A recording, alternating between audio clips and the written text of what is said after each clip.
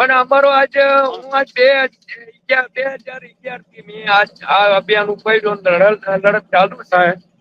પણ અહીંયાના અધિકારીઓને અનેક વખત અરજીઓ કરી, ઉપવાસ કર્યા, અનેક વખત અહીંયાથી અરજીઓ મોકલે, પણ એનો કોઈ રિટર્ન આપણે જવાબ ના આપે.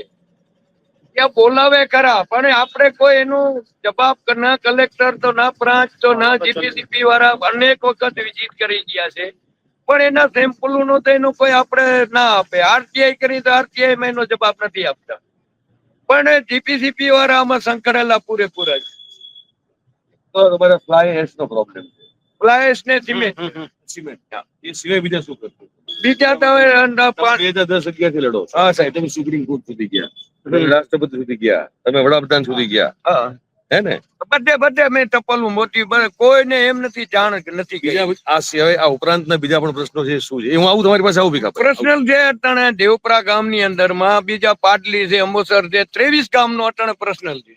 પણ 23 ગામની અટાણે તળાવ, જમીનો, ખેતીવાડી અટાણે કોઈ ફસલ ઉગે એમ નથી. જમીનોનું બધું પૂરું કરી નાખ્યું. અટાણે જેટલો કંપનીનો એરિયો છે, આમ મઢી લગન ત્યાં અટાણે વાવી નથી શકતા, નથી બીજરા લઈ શકતા. કાલે જ અમે ગયા હતા પંચરોજ કરવા, ટુકણી ને આપણે ચરકલા. તો કાલે અમે અહીંયા જોયું, અહીંયાની હાલત, કંપનીની 2-3 મોટરો અહીંયા આવી ગઈ હતી, ટાટા કંપનીની. ત્યાં એ બધા સરપંચો ને બધાને એ બધો હાથ ફેરાવી આવે અને જે કર્યું હોય એને. પણ હવે અહીંયાનો અટાણે વાત મૂકી દો, ટાટા કંપનીને જ્યાં ખબર પડે ત્યાં પોતે, અહીંયાના અધિકારીઓ પોતે કેમ એનું ખુલ્લું ના થાય. આજ ખુલ્લું ના થાય, જો આજે આટલું બધું ઉડાણ કરે ને એટલી બધી નુકસાની થાય ને કે વાત મૂકી દો ભાઈ. ડોક્ટર, સરકારી ડોક્ટરે રિપોર્ટ આપ્યા છે કે ખરેખર ની અંદર માં સિમેન્ટ પ્લાન્ટ ને આધારે જ આ દેવપરાની નુકસાની થાય છે. હવે સરકારી ડોક્ટર નો આમાં કોઈ અધિકારી નથી, કોઈના પાણીના પેટ હેલતા નથી. ગરીબ માણસો એટલે મરે જ આટલા પગું ના, આટલા શ્વાસ, આટલા કેન્સર. કાલે જ હજી એક 20 વર્ષનો દીકરો એને એટક આવી ગયું. આવા તો કેટલું દેવપુર અડધું ખાલી થઈ ગયું. શું કરીએ? દેવપુરા છે, એટલા પત્રી ના, એટલા શ્વાસ ના. પણ અત્યારે ટાટા કંપનીની મેં અનેક વખત કોઈ અધિકારી બાકી નથી. જીપીસીપી અમે ગાંધીનગર બેઠો, જામનગર ઉપવાસમાં બેઠો, અહીંયા પ્રાંત અધિકારી સામે બેઠો, કલેક્ટર સામે બેઠો, પણ ક્યાંય કોઈના પગલા નથી લેતા. કોઈ પગલા એના લેતા નથી. કોઈ હજી લગન કોઈ અધિકારી કોઈ પગલા લીધા નથી. અને જે અધિકારી પગલા એના મોર ગાંધીનગર વાળે 15 દિનની નોટિસ આપી છે, લાઈટ પાણી કાપી નાખવાનું મારા કણ પુરાવા પડ્યા. એ જીપીસીપી ના સાહેબ ને તાત્કાલિક ધોરણે બદલાવી નાખ્યું. જે અધિકારી સાચા પગલા લીધા એને બદલાવી નાખ્યા 4 એને એકને નાખી દીધો પોરબંદર, બીજાને નાખી દીધો કચ્છમાં, બીજાને કઈક બીજે બદલાવી કરી નાખી. આવા અનેક વખત રાહતમાં પકડાના છે કરોડો રૂપિયા. સુત્રેજા સાહેબ કરીને, સુત્રેજા ભાઈ ભાઈજાભાઈ એને કરોડો રૂપિયા નીકળ્યા ટાટા કંપની ને. બીજાના કંપનીઓમાં વિઝિટ કરવા જાય, કરોડો રૂપિયા એ ભાઈ પકડાનો તો છે અમદાવાદ. હમણાં 12 મહિના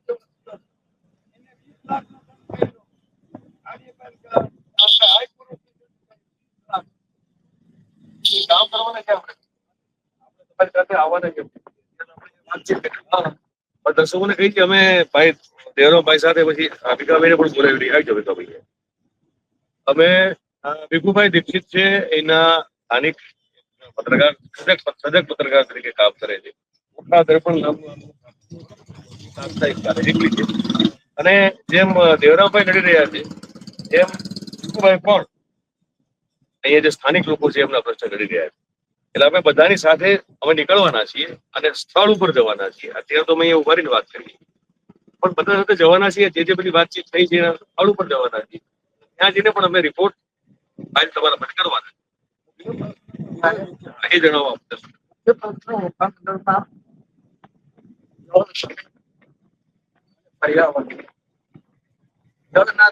ખારા થઈ ગયા છે, જમીન રહી શકે. પ્રદૂષણ જમીનથી કરીને દરિયા સુધી કે માછીમારો લોકોને માછી નથી મળતી અને બેરોજગાર હજારો લોકો બેરોજગાર થયા છે. પ્લસ 672 અને 11 ગુઠા જમીન, એટલે કે 5 કે 7 એકર જમીનની અંદર, કારણ કે અહીંયા 3 પ્રોડક્ટ મુખ્ય છે સાહેબ, સોલ્ટ, સિમેન્ટ અને સોડા. હવે એના 40% વેસ્ટેજ નીકળે છે, એટલે 120% વેસ્ટેજ નીકળે છે. એ વેસ્ટેજ ને નિકાલ કરવા માટે થઈને દરિયા કિનારે ગુજરાત ગવર્મેન્ટે જયારે 1963માં જેને જમીન ફાળવી હતી ટાટા કેમિકલ્સ ને, 50 રૂપિયાના દરથી, 17 નંબરના ચલણથી અને અનેક સર્વે નંબરોમાં એને આપી. પણ એ જમીનની અંદર સોલ્ટ તેમજ સોલ્ટ ને લાગતા કેમિકલ ઉત્પન્ન કરવાને બદલે ત્યાં કેમિકલ યુક્ત કચરાના ઢગલા કરેલા, અને એ ઢગલાનું પૃથ્થકરણ કરે કે ન કરે, અત્યારે એ પાઇપ દ્વારા જે દરિયામાં જેટી બનાવી છે એના દ્વારા અત્યારે એ દરિયાની અંદર વેસ્ટેજ નાખવામાં આવે છે. અને સમય જતા એ દરિયો પણ બુરાવાની તૈયારીમાં છે, જેનું અગાઉ પણ લાઈવ રેકોર્ડિંગ કરેલું છે. અને સ્થળ તપાસ કરતા હવે આપણે પણ લાઈવ જઈને જોશું તો આપણે સ્થળ ઉપર તપાસ કરતા ખ્યાલ આવશે. અને ઈ કેમિકલ યુક્ત કચરાને લીધે દરિયાની અંદર માછલીનું સંવર્ધન નથી થતું, માછીમારો બેકાર બન્યા છે, હજારો લોકોના રોટલા બંધ થઈ ગયા છે. માછીમારોનો પ્રશ્ન થતો છે, ખેડૂતનો પ્રશ્ન થતો છે. આરોગ્યની દ્રષ્ટિએ આજુબાજુના ગામડામાં બીમાર લોકો, એટલી બધી બીમારી, શ્વાસની, અહીં કોઈ દવાખાનાની કોઈ પણ વ્યવસ્થા નથી. નાનું એવું એક દવાખાનું ટાટા કેમિકલ્સનું પોતાનું છે, પ્રાથમિક સારવાર આપી જામનગરનું નથી આપે. આવી અનેક યાતનાઓ પ્રજા ભોગવી રહી. એનું પ્રતિનિધિત્વ અમે તો શું કરીએ? અમે પણ નાના માણસ. એક નીડર પત્રકાર તરીકે, હું નીડર પત્રકાર તરીકે મારું ન્યૂઝ પેપર વીકલી ચલાવું છું, ઓખા દર્પણ. એના આધારે અનેક ઓફિસોની અંદર રજૂઆત કરી. ગુજરાત માનવ અધિકાર આયોગની અંદર 2023માં કેસ કરેલો, જયારે આ છેલ્લે 2/6/2025 મને ચુકાદો ઈ આપ્યો કે તમે હાઈકોર્ટ ની અંદર જઈ શકો છો. કલેક્ટર સાહેબે પણ પોતે પત્ર દ્વારા મને જાણ કરેલી છે કે ત્યાં સોલ્ટ તથા સોલ્ટ ને લગતા કેમિકલ પકાવવા માટે આપેલી જમીનમાં ત્યાં અત્યારે પણ વેસ્ટેજ કચરાના 2 કે 4 કિલોમીટર ઉપર મોટા ઢગલા છે. કલેક્ટર સાહેબે પણ કબૂલ કર્યું છે પત્ર ઉપર.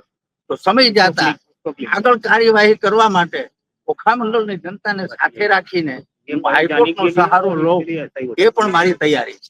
બરોબર છે. વિભુભાઈ, મારે તમને સવાલ છે કે બધાના એક સવાલ એ છે કે એક સમય એવો હતો કે ટાટા કેમિકલ્સ છે, એટલે મને કાલ વાત થતી હતી તમારા બીજા અન્ય મિત્રો સાથે અહીંયા રાત્રે કાલ પહોંચેલા, બરોબર છે કે લગભગ 5,500 સ્થાનિક લોકોને તો અહીંયા રોજગારી મળતી હતી. આજે ઓટોમેટિક પ્લાન્ટ થયા છે, સ્થાનિક રોજગારી નું સાવ ઝીરો થઈ ગયું. અમારા સ્થાનિક રોજગારીમાં લોકોને અત્યારે ભરતી થતી નથી. એ કહે છે કે અહીંના લોકો કામ નથી કરતા. એવું સ્થાનિક લોકોનું કેવું છે કે ભાઈ કામ નથી કરતા. તો આ 1963માં ત્યારથી અહીંયા 43માં આવી કંપની, 80 વર્ષના ગાળામાં કંપની ક્યારે લોસમાં ગઈ નથી. જો કામ ન કર્યું હોય, જો પ્રોડક્શન ન થયું હોય, એની ઉન્નતિ ન થઈ હોય, તો અત્યાર સુધી કંપની કઈ રીતે અત્યારે 700 કે 800 માણસો કે 1000 માણસો કામ કરે છે.